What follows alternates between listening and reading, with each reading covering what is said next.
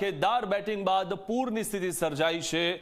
મૂળધરાઈ ગામ પાણીમાં ગરકાવ થઈ ગયું છે, ત્યારે અમદાવાદ ભાવનગર હાઈવે પરના ગામમાં પણ પૂરના પાણી ઘૂસી ગયા છે।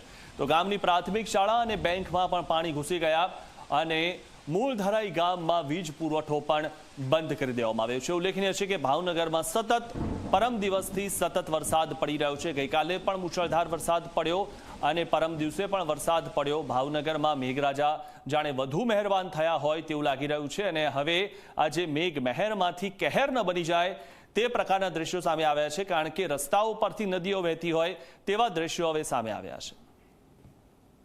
જે રીતે ગઈકાલથી અવિરત વરસાદ ધોધમાર પડી રહ્યો છે, આસપાસના તમામ ગામડા છે જાણે કે પૂર આવી ગયું હોય તેવી સ્થિતિ છે। હાલમાં ઝી 24 કલાકની ટીમ વલ્લભીપુર તાલુકાના મૂળધરાઈ ગામમાં ઉપસ્થિત છે। આપ જોઈ શકો છો ગામની વચ્ચોવચ્ચનો આ વિસ્તાર છે। પ્રથમ નજરે જોતા તમને એવું લાગશે કે ગામની વચ્ચેથી નદી પસાર થઈ રહી છે, પરંતુ આસપાસના વિસ્તારોમાં એટલે કે ખેતરોમાંથી આવતું પાણી ગામની મુખ્ય બજારોમાં મધ્યમાં થઈને વહી રહ્યું છે અને આ નદીનો પાણીનો જે પ્રવાહ છે તેના પરથી અંદાજ આવી શકે છે કે કેટલો મોટો ધસમસતો આ પ્રવાહ છે।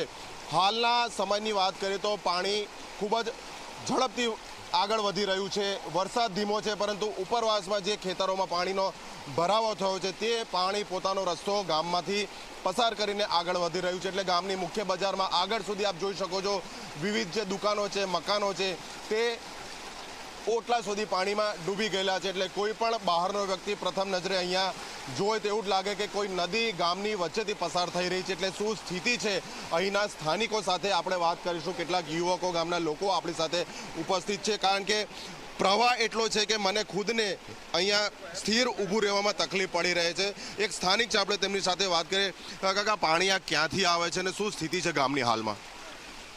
વલ્લભીપુર તાલુકાના મૂળધરાઈ ગામમાં પાટલિયા નદીમાં ઉપરવાસમાં ઘોડાપુર આવતા નદીનું પાણી ગામમાં ઘૂસી ગયું છે અને માણસોને તકલીફ પડી રહી છે।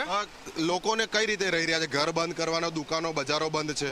બજારો બંધ છે અને ગામના યુવાનો અને વડીલો અને આગેવાનો બધા ધ્યાન રાખીને બધાને સહી સલામત સ્થળે ખસેડે છે। હાલ તમે કોઈ સ્થાનિક તંત્રને જાણ કરી, કોઈ અધિકારીને, તાલુકા મામલતદારને શું કોઈ જવાબ મળ્યો છે હાલમાં?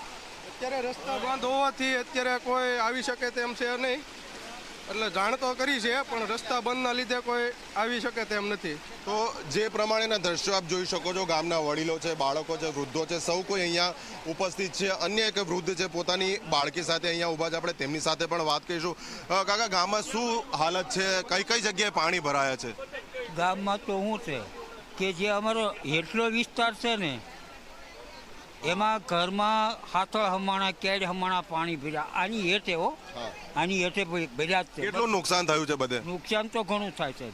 તો જે પ્રમાણે સ્થાનિકો ખચકાઈને વાત કરી રહ્યા છે, પરંતુ વાતની સાથે અહીંયાના જે દ્રશ્યો છે તે જ આખી પરિસ્થિતિ બતાવી રહ્યા છે કે પાણીનો જે પ્રવાહ ગામની વચ્ચેથી પસાર થઈ રહ્યો છે। આ કોઈ નદી નથી, પરંતુ ગામના મુખ્ય બજારની વચ્ચેથી પસાર થતું આ વરસાદનું ધસમસતું પાણી છે।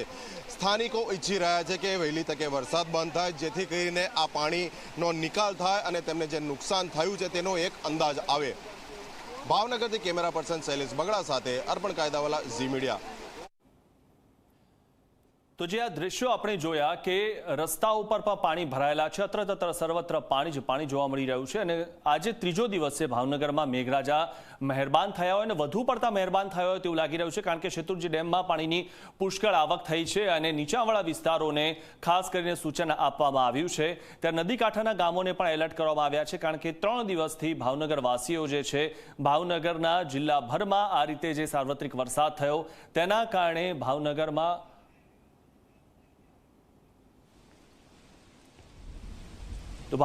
સતત વરસાદ થવાના કારણે ભાવનગરથી અમદાવાદના રસ્તા પર જે ખેતરો આવેલા છે તે ખેતરોના દ્રશ્યો છે અને ખેતરોમાં પાણી ભરાઈ જવાના કારણે ચારે બાજુ જાણે નદી જેવું દ્રશ્ય હોય તેવું લાગી રહ્યું છે, કારણ કે વચ્ચેથી રસ્તો ક્યાંક ક્યાંક દેખાઈ રહ્યો છે, બાકી જે ખેતરો છે તે પાણીમાં ડૂબેલા છે। ગુજરાતમાં ચોમાસાની શરૂઆતમાં જ ખાસ કરીને સૌરાષ્ટ્ર વિસ્તારમાં આવેલો વરસાદ મુસીબત બન્યો છે।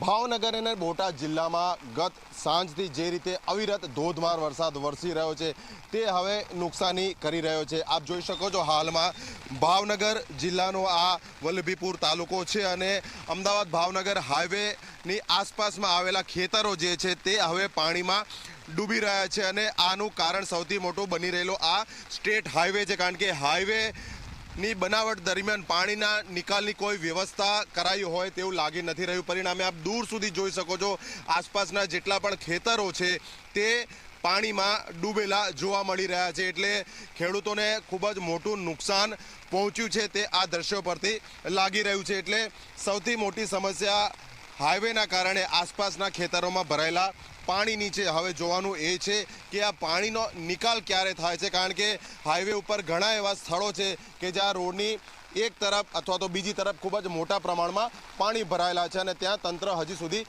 પહોંચ્યું નથી. ભાવનગરથી કેમેરા પર્સન શૈલેષ બગડા સાથે અર્પણ કાયદાવાલા ઝી મીડિયા. ભાવનગર